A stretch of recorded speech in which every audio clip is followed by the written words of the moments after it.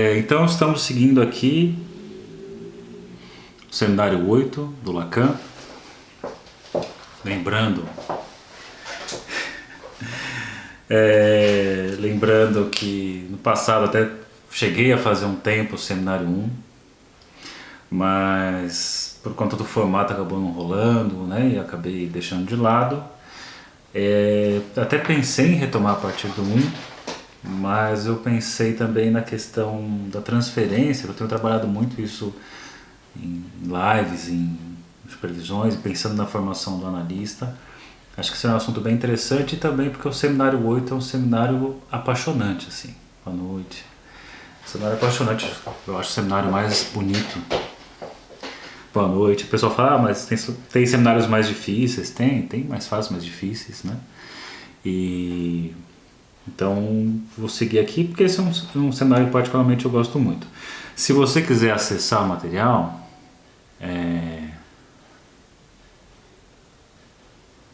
como podemos ser fiel ao nosso desejo, então? Se eu gostar do desejo do outro, todo desejo do outro, como podemos ser fiel ao nosso desejo, então? Essa pergunta. Não sei, pensar na resposta. Perguntas, então, como eu vou começar a falar aqui, acaba ficar corrido, né? E às vezes saindo do conteúdo, ficar respondendo. E como eu estou fazendo essas lives, ao mesmo tempo que eu gravo aqui, eu estou gravando aqui numa câmera para depois colocar no YouTube, eu tenho tentado manter a coisa dentro do texto, e perguntas que saem eu tenho evitado falar, porque agora aqui tem até contexto, né? Mas quando vai para o YouTube fica só eu respondendo umas coisas que não tem muito nexo, acho que atrapalha para estudar. Então por isso que eu falei para vocês que a melhor forma de colocar as perguntas seria lá no grupo do Telegram, e assim, ou antes ou depois da live, porque lá eu consigo responder depois com mais calma nos intervalos de atendimento, né? Depois dessa pergunta aí feita a respeito da questão do desejo do outro, como é que seria sustentar esse desejo, já que o desejo é sempre desejo do outro, que é uma resposta assim, que pode ser muito longa, pode ser curta, pode ser longa, depende das voltas que eu pretendo dar, mas eu deixo para falar por lá, pelo Telegram, acho que é melhor, porque aqui eu vou tentar focar dentro do tema do banquete, tá? Então, se você quiser acessar o material, colocar perguntas, colocar contribuições, que contribuições são muito bem-vindas. Se você quiser falar coisas que você leu, coisas que você pensa e tudo mais, bota lá no grupo, no canal. É o Saulo Durso Ferreira Psi. Você clica lá no Telegram, você entra no canal e começa a escrever por ali, trocar informações por ali. Acho que é bem interessante. Pelo menos rola algumas discussões bacanas por lá. Então, retomando aqui, seminário 8,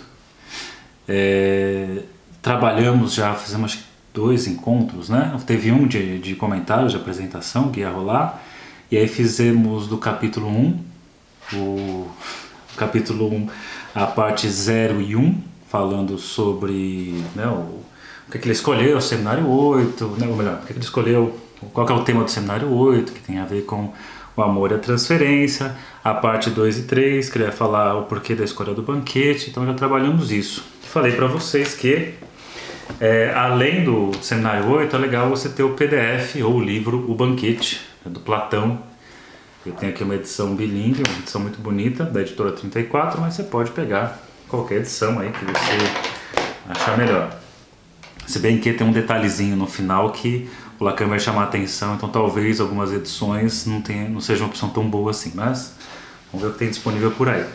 Então hoje eu quero falar do capítulo 2, cenário e personagens. Tá? Já fizemos aí uma localização inicial, então de onde veio esse seminário. O seminário vem do seminário 7, a ética da psicanálise, a ideia que o Lacan traz do Marquês de Sade, duas mortes, articulação com Kant, por aí vai, tá? E agora vamos seguir aqui. Então, capítulo 2, cenário e personagens. Nós temos aí 7 personagens que aparecem no banquete. Então, seguindo, né, que a minha proposta qual é? A gente faz aqui a live de hoje, em que eu vou dar só uma introduzida no capítulo 2, fazer um breve comentário de uma parte do banquete, mas aí vocês sigam aí, se quiserem fazer um estudo bacana, a leitura do banquete E porque para a semana que vem a ideia é trabalhar, deixa eu ver aqui, não, é ainda ficar dentro do, ainda não vou entrar, ainda é a apresentação, comecinho do banquete. Eu vou falar tanto do banquete quanto da parte 2 e 3 do capítulo 2. Aí depois, quando começar Fedro, que é o capítulo 3, a metáfora do amor, aí eu vou sempre indicar assim, ó, leiam no banquete Fedro. E aí depois que leu no banquete Fedro, pega aqui o capítulo 3, aí eu venho para a live para fazer comentários tanto do banquete, falando do discurso do Fedro, e também o que o Lacan apresenta no capítulo 3. Então geralmente tem dado uma média assim, cada live eu consigo falar de 2 partes do capítulo, então eu preciso de 2 lives para conseguir fechar um capítulo. Então faço as contas, temos aí o tempo que vai durar esse seminário. Então temos aí 7 personagens, o primeiro deles é o Fedro, vai ser o primeiro a fazer um discurso sobre o amor. Ele é um fabulista, né? Escritor de fábulas, moral da história, né? Pausanias, também é uma pessoa curiosa, um geógrafo viajante. Nós temos o Erixímaco, que é um médico. Nós temos Aristófanes, que é o dramaturgo, né? Um dos grandes da comédia antiga. Nós temos Agatão, poeta, e aliás, o banquete ele meio que vem um dia depois de uma comemoração da premiação que o Agatão recebeu. Então meio que no banquete o pessoal está de ressaca. Então é interessante isso, né? O pessoal está ressacado e vão aí para esse banquete. Vou comentar mais disso na semana que vem. Vou trazer o começo do banquete no texto do Platão. E aí temos o Sócrates, né, o filósofo. E temos Alcebiades, que é a figura mais curiosa da história. Ele é um famoso general, é um cara sobrinho, né, de Péricles. Então um cara assim, bem interessante, bonito, inteligente, todo cheio dessas qualidades. E que tem lá uma posição muito curiosa, interessante com relação a Sócrates. E isso vai ser meio que o ponto central que o Lacan vai trabalhar. Então é bem curioso, porque nós vamos passar por todos esses. Então tem aqui os 7 discursos, né, o discurso de cada um deles, e no final aparece aí o Alcebiades meio que desconstruindo uma série de coisas. Normalmente você escuta assim nas leituras que tem lá o discurso do Fedro, depois vem o discurso do Pausanias, depois do Erixímaco, depois do Aristófanes, Agatão, e aí meio que vem Sócrates, né, dando aquelas desconstruídas em geral do que cada um falou, né, isso aqui tem tal coisa. E é muito curioso que o Sócrates faz isso, mas não da própria boca, né? Ele coloca ali como se fosse de uma mulher sábia que disse essas coisas para ele, Diotima, né? Então é interessante colocar o saber fora de si. Então por isso que tem muitas coisas que levam o Lacan a pensar no lugar do Sócrates e a questão do lugar do analista, né? Então por isso que traz algumas coisas assim. Eu não sei se vocês trabalham em cartel, já fizeram um cartel, que seria assim o grupo de estudos lacaniano, né, que é o famoso 4+1.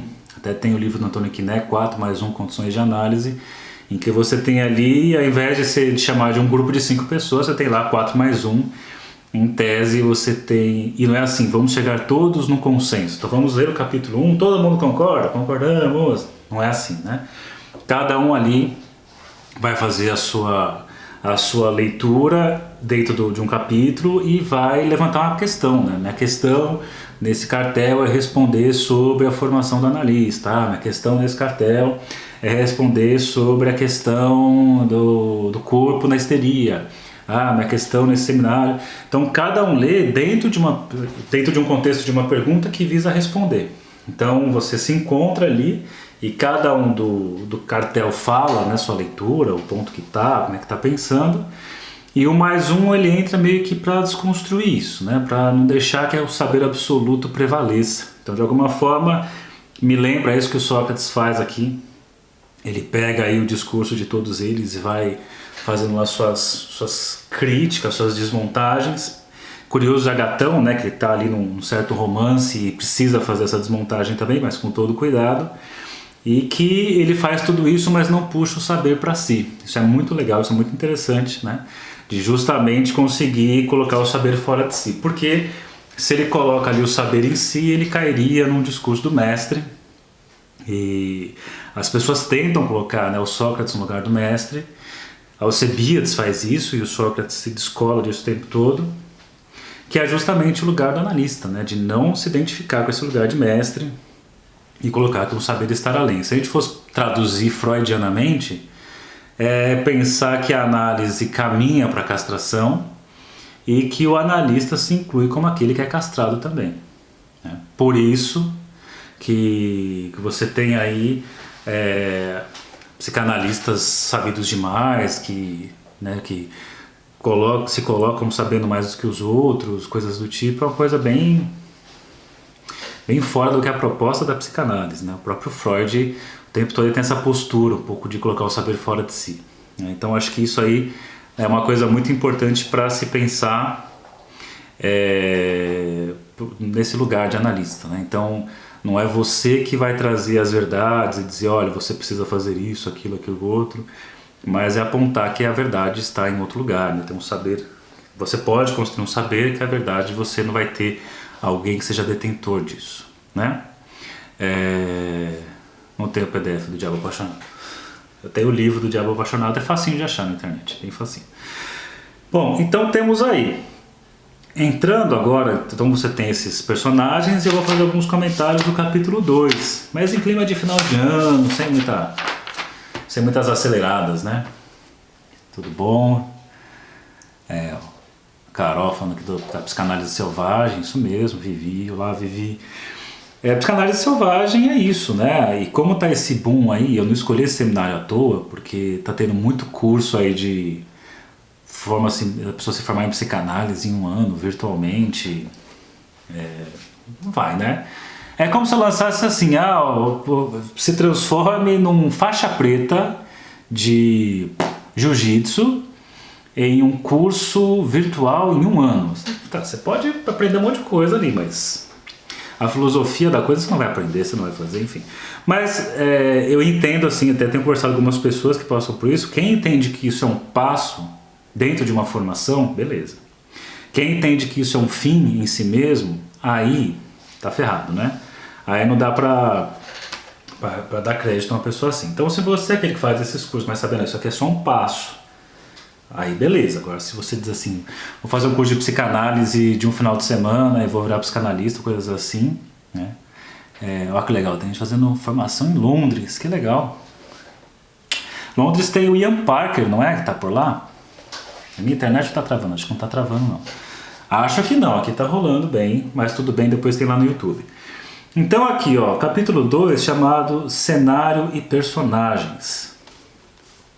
Aí você tem sempre do ladinho aqui alguns dos pontos, né? Alcibíades, os eruditos, o banquete, uma sessão, a gravação no cérebro, o amor grego. Então nós vamos caminhar aqui, provavelmente falando de Alcibíades, que é o ponto alto desse capítulo inicialmente, né? Então vejam aqui, eu vou seguir com vocês. O que eu faço quando eu vou ler um texto? Eu costumo numerar todos os parágrafos. Então eu coloco lá parágrafo 1, 2, 3, 4, 5, 6, porque fica mais fácil quando eu falar para vocês. Ó, vá no parágrafo, sei lá, 14 do capítulo 1. Então você vai direto naquele parágrafo e não tem erro, né? Você sabe que vai encontrar ali, porque às vezes tem diferença de versões, de edições e acaba às vezes não se encontrando. Então, vamos ver na parte 2, que é a parte 0, não tem nenhum subtópico ainda, né? Eu peguei aqui a parte 7, o parágrafo 7, que ele vai dizer aqui, ó, por outro lado, sou forçado a supor que ao menos algum de vocês não foram realmente iniciados no pensamento platônico. E vocês aí, estudam filosofia, já estudaram filosofia? Não vou lhes dizer que eu mesmo me considero, nesse sentido, absolutamente preparado, né? O Lacan não era filósofo. O Lacan aí, ele é um cara assim que ele tem lá um conhecimento em filosofia, mas ele não se intitula filósofo. Esteve lá estudando com pessoas bem interessantes, né? O Kojève, que é um cara muito significativo, mas ele mesmo coloca, eu não sou a pessoa mais indicada, não sou o cara que domina isso, mas tem que enfrentar. Eu acho que uma das coisas muito legais de estudar o Lacan, e apesar dessas enroladas que ele dá para falar, é que ele te convida a passar por vários autores, né? Convida você a conhecer pessoas que você nunca tinha ouvido falar. Então muita gente que eu vou descobrindo é porque o Lacan cita, né? Comenta aqui, e aí você vai atrás descobrir quem é. Eu lembro de uma das passagens mais curiosas, foi quando ele fala que o nariz de Cleópatra mudou o destino da humanidade. Eu falei, cara, o que isso significa, né? E aí ele traz lá, foi buscar isso e descobri que tem texto falando disso, tá dizendo ali da disputa dela, o amor lá dos imperadores, e que ela tinha um nariz lindo, maravilhoso, né? Devia de ser tal formato, e que se ela não tivesse esse narizinho lindo, provavelmente não teria causado essas paixões, e ao ponto dos imperadores se enfrentar, coisas do tipo. Só, pô, ok, ele faz uma citação pequena, aparentemente não quer dizer nada ali, tá só enrolando, mas não, cara, ele tá falando alguma coisa ali, né? E é bem interessante quando você vai estudar, vai caber um pouco a você querer ir atrás dessas coisas. Então, assim, essa minha leitura do Seminário 8 deve ser, eu acho que é a 5ª leitura, porque foi o primeiro livro que eu comprei do Lacan na época, né? Foi indicação da Adriana Marino, amiga minha da faculdade, psicanalista aí que vocês conhecem. Foi o segundo cartel que eu fiz. Já fiz um grupo de estudos dele e agora eu estou retomando aqui. Então são 4, são 4, é a 4ª leitura aberta, assim. E aí tem partes que eu vejo que quando eu li a primeira vez eu passei reto.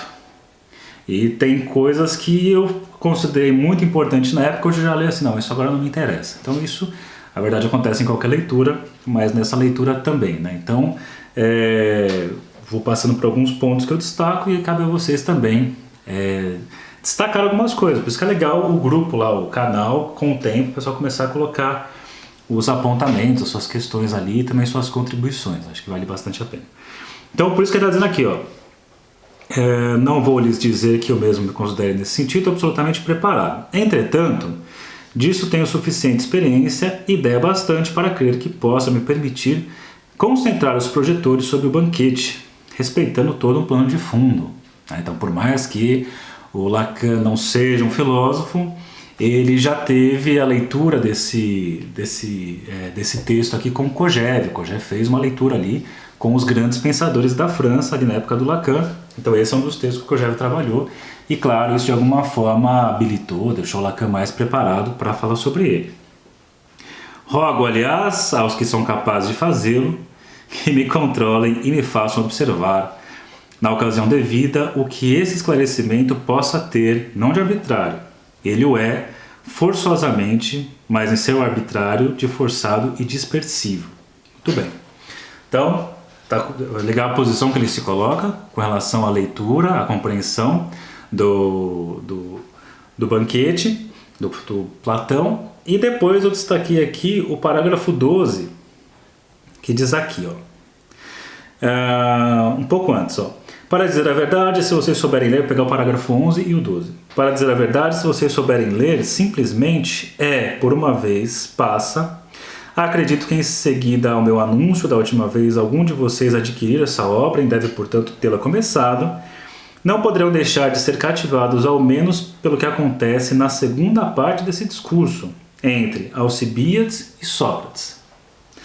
O que se passa entre Alcibíades e Sócrates vai além dos limites do que constitui o banquete. Então, isso é muito interessante, porque você pega vários comentários em filosofia a respeito do banquete e não necessariamente eles consideram essa parte da Alcibíades como alguma coisa muito importante, né? E para o Lacan acaba sendo o ponto mais importante, a entrada de Alcibíades e o que acontece ali. Então, aqui você já começa a perceber, e vou falar disso em mais outros momentos aqui, que o Lacan está escutando uma outra coisa, né? Aquilo que não se atentaram, as pessoas não se dedicaram a isso, é o ponto em que Lacan vai se interessar, é o ponto em que Lacan vai se debruçar e vai se dedicar. Então isso vai aparecer aqui algumas vezes e vai ser a chave para entender a relação amante-amado, a relação analista-analisante e por aí vai. Bom, na sequência, você pega aqui entrando no tópico 1, aí vem a questão, o que é um banquete? O que é esse tal de banquete? E aí o Lacan vai explicar, o banquete é uma cerimônia com regras, uma espécie de rito de concurso íntimo entre pessoas da elite. Vou botar de pé aqui que é mais fácil. Entre pessoas da elite, de jogo de sociedade. A realização de um tal simpósio não é, portanto, um simples pretexto para diálogo de Platão, mas refere-se a hábitos, costumes reais, diversamente praticados conforme as localidades da Grécia e, digamos, o nível cultural. O regulamento que ali se impõe nada tem de excepcional, que cada um dê sua cota sob forma de uma pequena contribuição que consiste num discurso pautado sobre esse tema.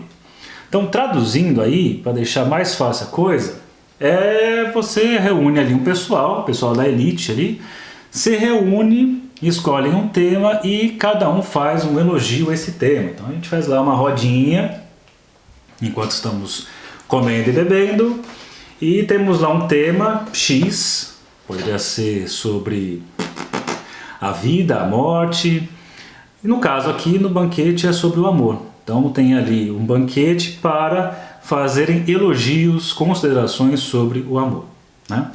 Deixa eu ver uma coisa aqui. O que é isso? Pronto, deixa eu ver. Tá. O pessoal coloca a participação para entrar ao vivo aqui, mas eu não abro não, tá, gente? Não tenho a menor ideia do que é isso, mas se abrir acho que sai do que a gente está querendo falar. Bom, então aqui o banquete é isso, então é uma reunião para falar de determinado tema, então ele coloca um discurso pautado sobre um tema. E aí você tem uma regra para falar no banquete, né, nessa cerimônia. E coloca aqui, ó, estabeleceu-se a regra no começo de nosso banquete de que não se beberá demais ali. O pretexto para isso, sem dúvida, é que a maioria das pessoas presentes já estava com uma forte ressaca por ter bebido um pouco a mais na véspera, mas também nos damos conta dessa forma da importância e da seriedade do grupo de elite que é composto naquela noite pelos co-bebedores.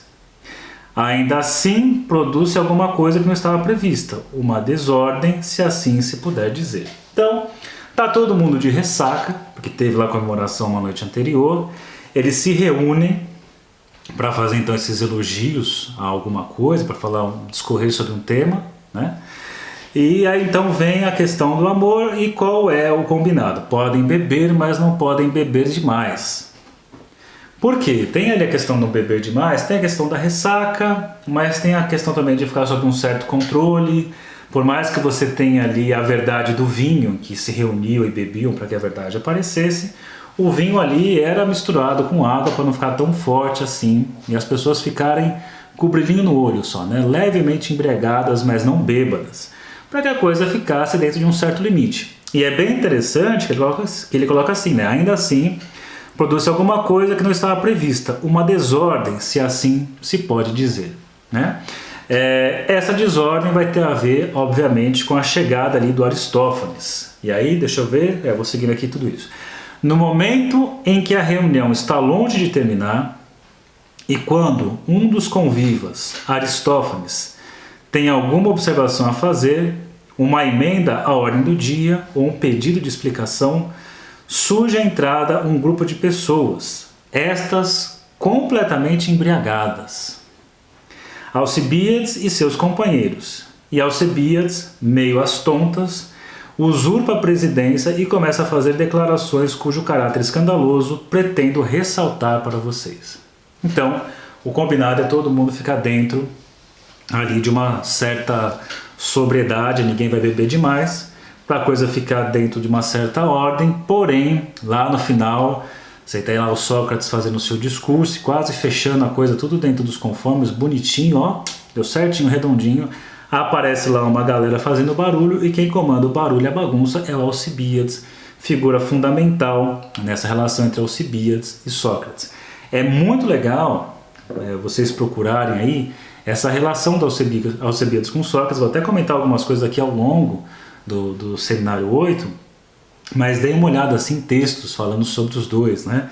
Você tem ali a questão das tentativas de sedução do Alcibíades com relação a Sócrates, né? O Alcibíades era um guerreiro, bonito, forte, inteligente, o belo, e Sócrates, aquele cara sábio, feio, e que ele fica ali tentando de alguma forma conquistar Sócrates, que na verdade aconteceu o contrário normalmente, né? Você tinha ali os mais velhos normalmente apadrinhavam os mais jovens, seduziam os mais jovens como forma de conduzir, como forma de transmissão, e no caso ali com Alcibíades, o Sócrates não entra nisso, né? E fica ali na verdade um oposto, fica Alcibíades nas tentativas de querer trocar uma coisa pela outra ali, a beleza, o vigor, né, de Alcibíades pela sabedoria de Sócrates, e tem uma certa resistência de Sócrates, né, uns apontamentos ali que sempre frustra o Alcibíades. Então vale a pena ir atrás disso, dar uma olhada, você vai encontrar sim vídeos falando sobre isso, textos falando sobre isso, tem até um filme, né, um filme que tem o Sócrates, assim, que você consegue achar na internet, e acho que é importante dar uma olhada. Bom, aí que mais temos aqui? 13, 14, 15, 16 também preciso ler. No momento, essa parte já foi, da embriaguez, depois 17. Temos aqui, ó, isso supõe que se tenha uma certa ideia de quem é Alcibíades, e também Sócrates, o que nos levará longe. Então, o amor cortês está mais ali para o amor do que acontece no seminário 7, né, a distância, sem ser declarado, e parece que ali tem algo bem declarado, né? Se você pegar o jeito que o Alcibíades chega no banquete, é uma coisa bem declarada, uma coisa bem... enfim. E aí aqui, ó, também o 18 que diz, o 18º parágrafo, para uso corrente, leio a vida dos homens, ele vai fazer umas dicas aqui, o que Plutarco escreve sobre isso, e vão se dar conta do formato do personagem de Alcibíades. É uma figura, né? Alcibíades é um traidor, um cara meio bem ambicioso, né? Um cara, uma figura que consegue tudo, ele conquista tudo que ele quer, exceto, e aí temos toda a questão da relação com Sócrates. Mas seria preciso ainda que faça um esforço, pois esta vida nos é descrita por Plutarco no que eu chamarei de atmosfera alexandrina, a saber, um estranho momento da história onde tudo nos personagens pode passar a um estado de sombra, né? E falo do aceito moral do que nos vem dessa época, que participa de uma saída de sombras, ou de uma necuia que vem necuia, como se diz na Odisseia. Essa parte aqui, a fabricação de Plutarco, seus personagens, com que aliás comportavam de modelo, de paradigma para toda uma tradição moralista que se seguiu, tem esse não sei o que de nos fazer pensar nos zumbis. É difícil imaginar, é difícil fazer com que corra de novo ali um sangue verdadeiro. Mas tenta imaginar, a partir dessa singular carreira que nos traça Plutarco, o que pode ter sido esse homem que aparece ali diante de Sócrates, que é, de novo, Alcibíades. Isto é, diante daquele que declarou, em outro lugar, ter sido o seu protus Erastes, o primeiro que amou a ele, Alcibíades. Tá? Aí vocês vão escutar aqui duas palavras que é Erastes e Herômenos, relação de amado e amante, que vai ficar o tempo todo nesse jogo. É muito legal, porque o Lacan vai fazer essa leitura não só dentro do banquete, mas vai pegar ali, por exemplo, falando de Aquiles, Patroclo, a relação de amado e amante, né? Vai trazer várias passagens sobre isso, e pensar nessa relação de amado-amante, Erastes e Herômenos, dentro do contexto psicanalítico, né, transferencial, os lugares do analista e do analisando. Como é que, né, quem está no lugar de quem? Então, será que o analista é o amado e o analisante é o amante? Ou é o analisante que é o amado e o analista que é o amante? Que é o quê? Ou essas coisas ficam alternando?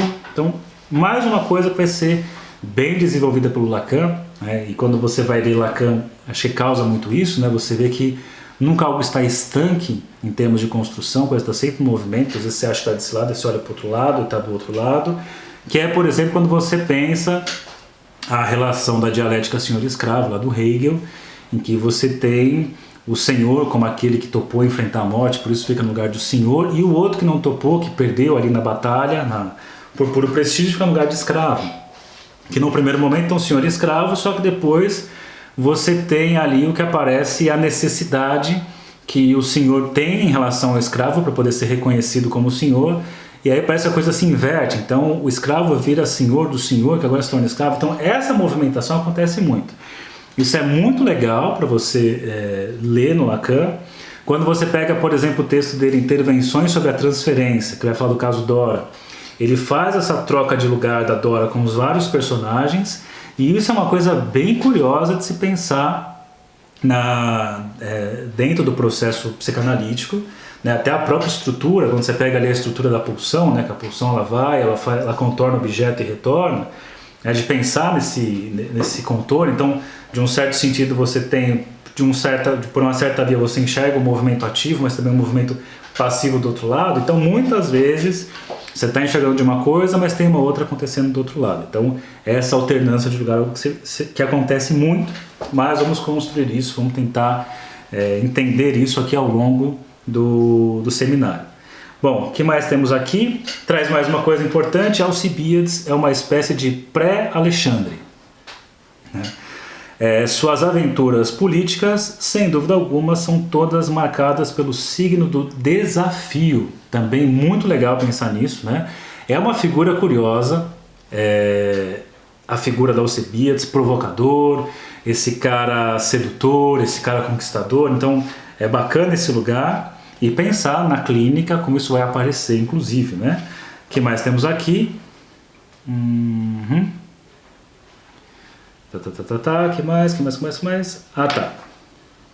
E aí, mais pra frente, seguindo aqui nessa parte 1 do capítulo 2, e aí vocês vão lendo aqui, ele vai trazer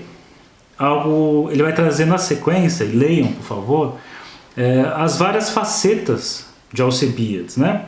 Então ele vai trazer aqui sobre Atena, perdeu a guerra do Peloponeso, e aí Alcibiades aparecendo ali, vai falar da missa negra, vai falar de fazer um filho como a rainha para garantir as suas condições no futuro. Então ele traz uma série de coisas sobre o personagem Alcibiades, e depois aqui, no parágrafo 28, que aí eu acho que é o ponto que ele estanca, né? Ele fala, bom, então essa aqui é a última característica a ser falada de Alcibiades. Diz aqui, tal é a carreira singular de Alcibiades. Se lhes fiz aparecer nele o nível de uma potência, de uma penetração de espírito muito ativa, excepcional, direi, no entanto, que o traço mais saliente do personagem ainda é o reflexo acrescentado pelo que se diz quanto à sua beleza. Não somente a beleza precoce do menino Alcibiades, na medida que conhecemos esse traço inteiramente ligado à história, de modo de amor que reinava então na Grécia, a saber, o amor das crianças, mas sua beleza longamente conservada, que em idade avançada faz dele alguém que seduz tanto por sua forma física, quanto por sua excepcional inteligência. Então, ó a figura que é Alcibiades, né? Ó a figura que é o Alcibiades aqui. E interessante trazer essa palavra beleza, porque no seminário 7 ele coloca a questão do belo, né, do bem e do belo como o limite ali antes do que ainda preserva a pulsão antes de ser pulsão de morte, então como sendo esse último ponto. E essa característica dessa beleza do Alcibiades, que de alguma forma atraía tantos. E você tem lá o Sócrates, que é feio, né, que é o cara de aparência rústica e tudo mais. E tem aí uma coisa que também vai construir ao longo aqui do seminário, esses lugares do belo e do sábio e não da beleza, né? Que mais eu peguei aqui para falar para vocês? E aí vem uma coisa bem curiosa que o Lacan levanta para falar aqui, que é o seguinte. Então ele fez ele faz uma descrição aqui, uma caracterização do Alcibiades, e chega nesse ponto, que ele faz essa leitura final, porque leva essa potência, a questão da beleza, a inteligência excepcional, etc. E aí ele vai trazer o lugar que o Alcibiades foi sendo colocado ao longo, né, das várias edições do Banquete. Então ele vai trazer aqui, né, algumas traduções que diminuem a importância do momento que Alcibiades entra em cena, diminui a importância da questão do amor, da relação do amor entre Sócrates e Alcibiades, né, que algumas traduções até ele coloca aqui, por exemplo, no capítulo, desculpa, no parágrafo 35, ele diz assim, ó. Terceira referência. Tive a sorte de haver colhido há muito tempo, em algum canto, as anotações manuscritas de um curso de Victor Brochard sobre Platão. É extraordinário, as notas são as notas são admiravelmente redigidas, a escrita é deliciosa e, a propósito da teoria do amor, ele se refere a tudo o que convém, Lises, Fedro e, sobretudo, o banquete. Mas há ali, olha que legal, um bonito jogo de substituição, quando se chega ao caso de Alcebiades. Ele muda de rumo e passa a falar do Fedro, que serve de alternativa. Da história de Alcebiades, ele não se ocupa. Então, acho que é interessante pensar nisso, porque isso faz referência ao começo ali do Seminário 8, quando Lacan diz assim, que Breuer conhece ali Eros através da Naó, mas ele não topa, né, ele não sustenta, ele não banca esse lugar. E aí o que acontece? Ele acaba pulando fora e Freud é aquele que vai assumir o lugar de encarar Eros, que vai ali se haver com a questão do amor transferencial e tudo mais. No caso aqui é muito semelhante, me parece, porque você tem o discurso todo bonitinho do banquete, todo organizado, todo dentro daquele não embriagado, que é a regra do banquete. E quando aparece Alcibiades, ele vem embriagado, ele vem bêbado, e ele tira a coisa da ordem, né? É a coisa ali saiu das junções da pulsão de vida, seria ali as desmontagens, porque ele chega desmontando tudo. Ele chega num lugar que até então estão falando de amor, e quando Alcebiades chega, ele começa a exercer o amor ali, por Sócrates, e também tem a questão com o Agatão, que a gente vai descobrindo aqui ao longo do Seminário 8. Então, quando a coisa saiu do nível do falar sobre amor, né, de fazer as elucubrações, né, metafóricas, as explicações mais racionais, que eles fazem isso muito no banquete, quando chega ali o Alcebiades no seu jeito embriagado, né, fora de controle, até enxergo assim, né, tá todo mundo dentro daquele amor controlado e o Alcebiades chegou com uma paixão, né, paixão que chega chutando tudo, fala, vai dar, tudo estava organizado, mas dane-se, porque agora a paixão chegou, e quando a paixão chega, tudo se desorganiza. Não é à toa a paixão, patos, patologia, sujeito afetado aí que sai do seu normal, da sua regularidade, do seu controle, e fora do seu controle, que é o Alcebiades. E aí, curiosamente, o Lacan vai trazer várias referências nas traduções que não incluem Alcebiades, ou que diminuem o discurso do Alcebiades, ou que tiram a importância do Alcebiades, ou, como fez aqui, né, no caso, trouxe uma substituição de Alcebiades por uma fala de Fedro. Então, por que isso? Né? É aquilo da análise, não falar de tal coisa, vamos colocar uma outra coisa no lugar. Então, essa substituição me lembrou uma passagem aqui. Tem uma passagem de Freud no texto sobre lembrança da infância de Leonardo da Vinci, em que ele diz assim: a criança faz todas as perguntas, exceto a que realmente importa. Que é mais ou menos nós, né, na análise. Nós falamos de tudo, exceto daquilo que realmente importa. E justamente a posição do analista de escutar uma outra coisa que vai possibilitar que o paciente fale daquilo que ele realmente precisa falar. É por isso que eu coloquei lá atrás da questão do o foco que o Lacan dá a Alcebiades é a própria forma como o analista escuta. escutar uma outra coisa. Aquilo que eu já falei em outros momentos aqui, ensinar o paciente a fazer análise. Não é explicando como é que faz. É mostrando que você está escutando uma outra coisa o tempo todo. Então a pessoa traz algo ali formatado, quero falar sobre isso na sessão, e ao final, e é até comum isso acontecer, você escuta no final assim do paciente: pô, mas eu não falei o que eu queria. Pois é, o que você queria não falou uma outra coisa. E aí você começa a perceber que se preparar para a sessão, tem gente que anota, vai no bloco de notas, vou ler aqui no celular, vou ler o que eu pensei, e às vezes até começa fazendo isso, mas depois, né, vai muito da escuta do analista escutar uma outra coisa. Agora, se você pega lá, a pessoa faz as anotações, quero falar disso, e o analista assim, vamos falar disso então, tópico a tópico, sai da própria estrutura da livre associação e fica ali uma formatação pobre, né, em termos de conteúdo.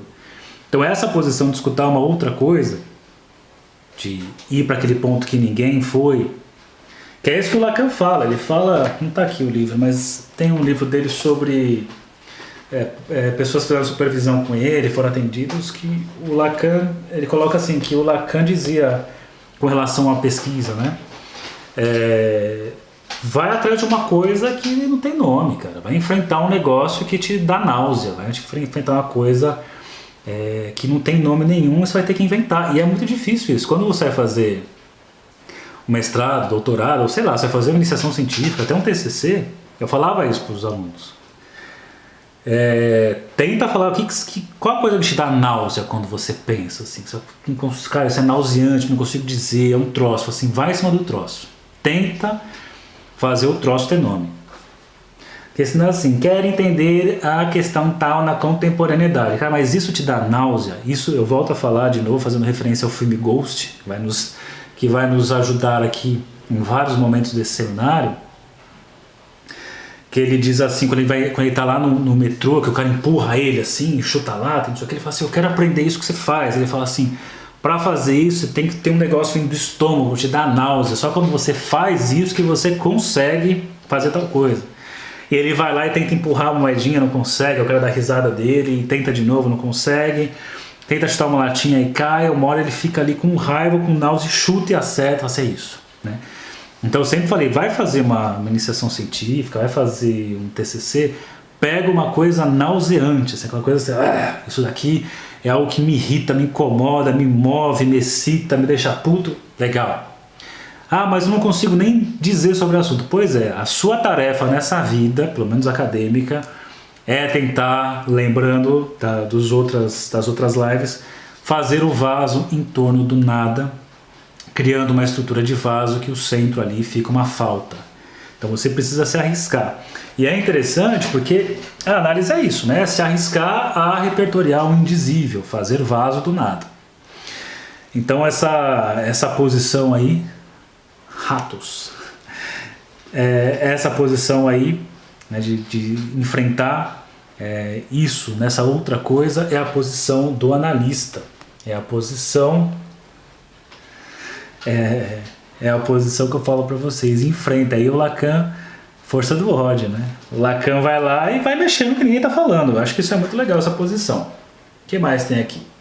Então acho que aqui eu tenho algumas coisinhas com relação à história da Alcebiades, mas aí eu deixo para vocês lerem por vocês aí, né? Ó.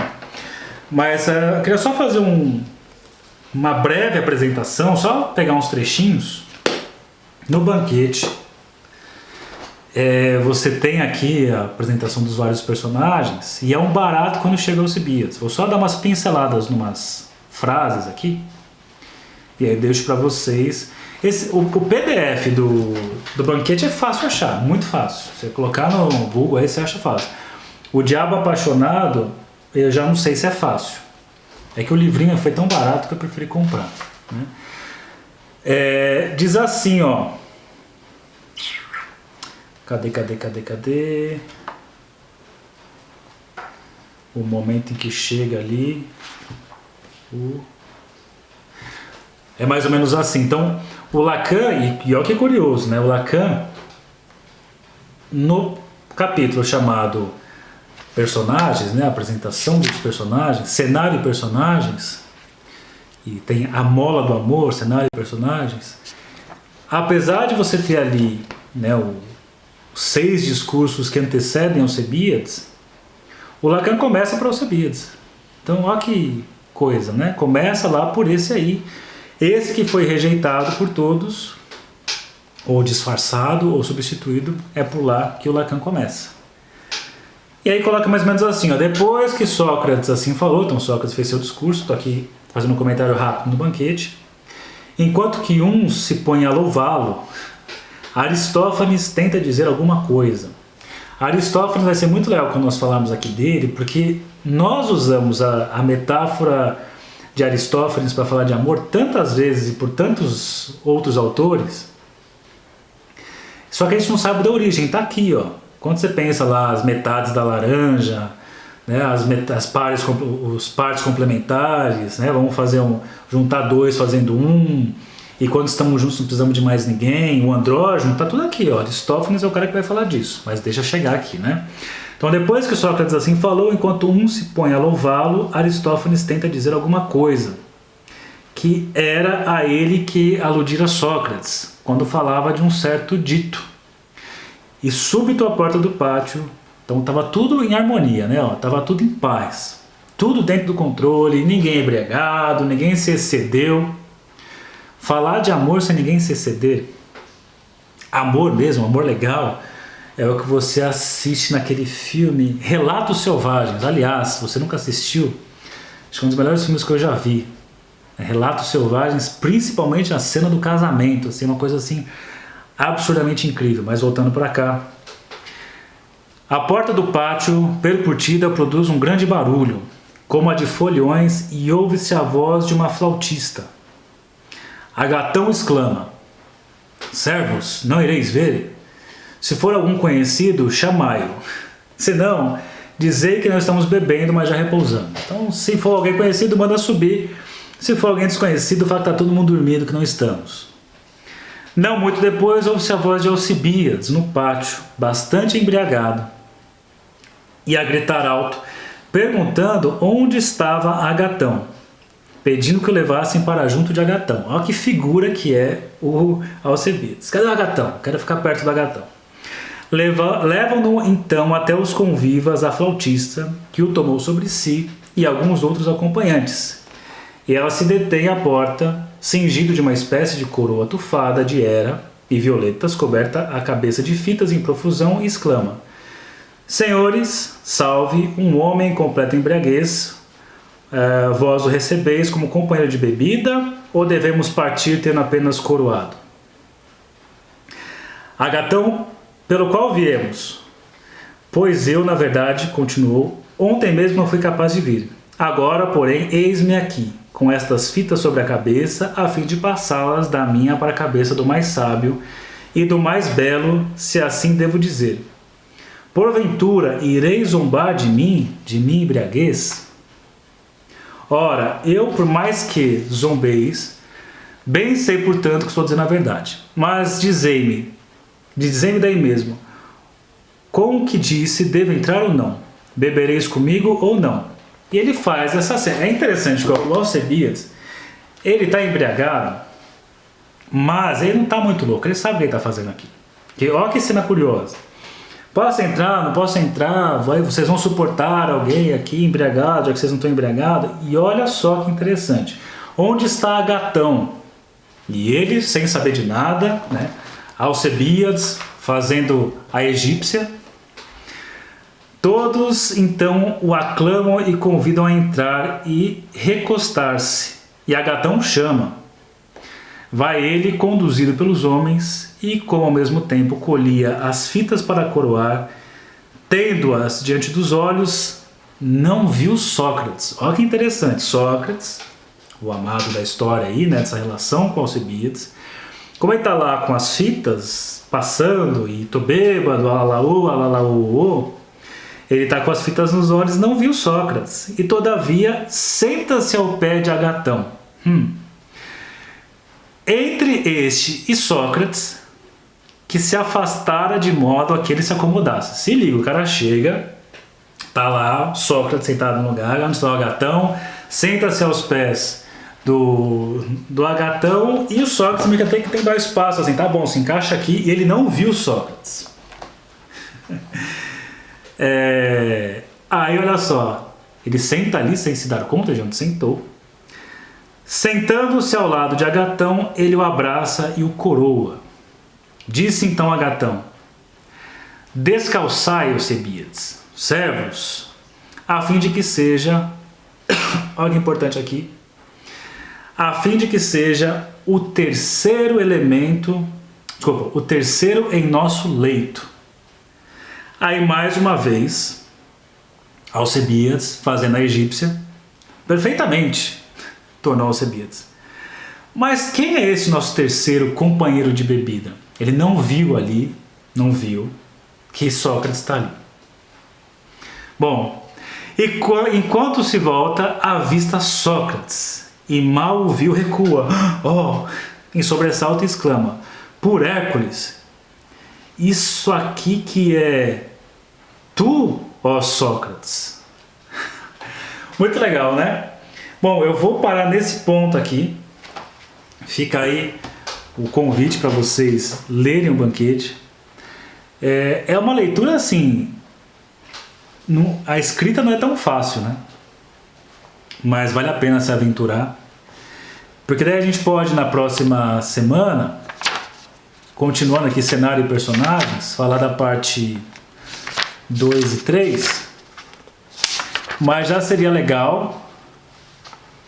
E aí, Léo, cadê minha camiseta? Cadê minha camiseta, Leozão?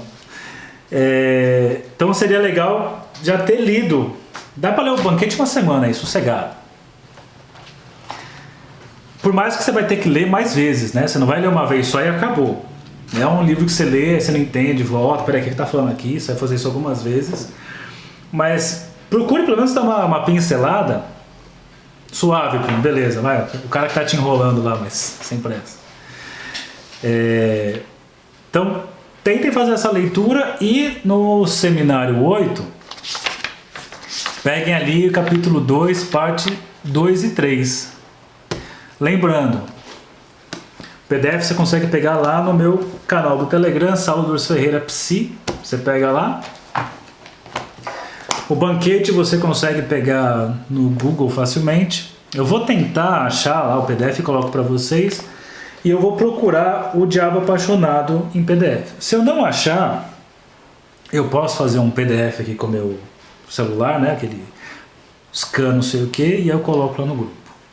Mas eu vou encerrar aqui então. Semana que vem eu lanço os novos cursos.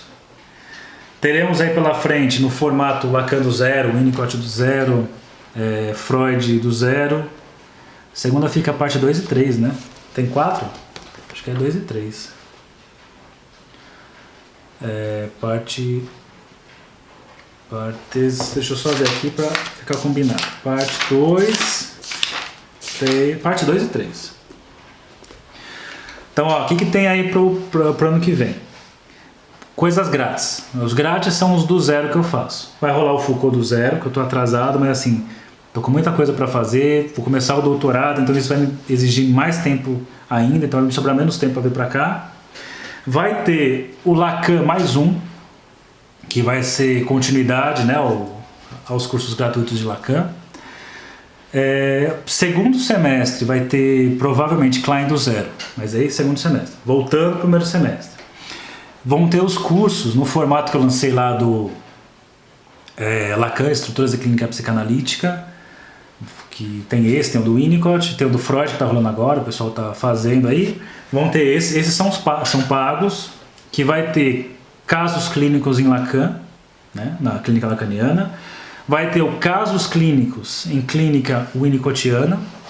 Vai ter diagnóstico psicanalítico, dentro de um viés mais psicodinâmico. E por enquanto são esses. Além disso, vou começar um grupo de estudos do livro Fundamentos da Psicanálise, do Coutinho Jorge, em que eu pego o livro do Coutinho e todas as citações que ele traz, eu pego os originais, mas aí é no formato Zoom. No formato Zoom, Provavelmente vai ser de segunda à noite, das 8 às 10. E aí vai ser semanal, né? Enfim, esse é pago também. Mas é isso, vou dar 2 gratuitos, provavelmente no começo, e lançar os outros pagos. Então, bom fim de ano para vocês aí, bom Réveillon. Se cuidem, não sejam irresponsáveis como o Bolsonaro. E até o ano que vem, que é segunda-feira que vem, falando do Seminário 8, capítulo 2, parte 2 e 3. Então, manda tudo no Instagram, vou mandar depois. Semana que vem tá pronto, aí os informativos eu começo a colocar lá. Beleza? Então, tchau pra vocês, boa noite, bom descanso, boa virada de ano.